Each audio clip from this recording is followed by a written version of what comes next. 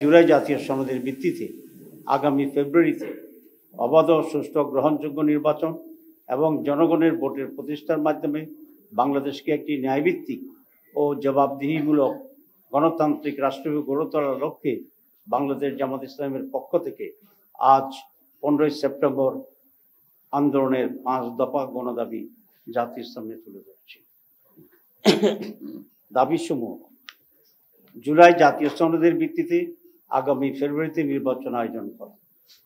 2, আগামী জাতীয় নির্বাচনে উভয় পক্ষে পিআর পদ্ধতি চালু করা।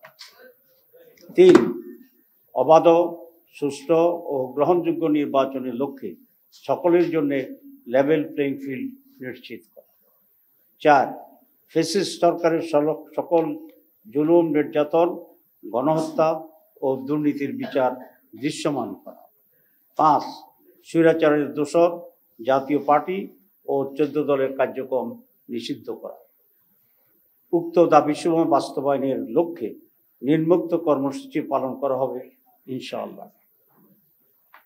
1, 18 সেপ্টেম্বর রাজধানী ঢাকায় সমাবেশ ও বিক্ষোভ মিছিল।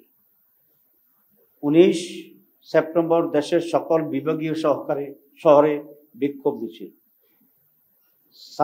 26 সেপ্টেম্বর দেশের সকল জেলা উপজেলায় বিক্ষোভ মিছিল। এইসব কর্মসূচি বাস্তবায়নের মাধ্যমে জনগণের দাবি আদায়ের লক্ষ্যে ঐক্যবদ্ধ হওয়ার জন্য আমরা দেশবাসীর প্রতি উদাত্ত আহ্বান জানাচ্ছি।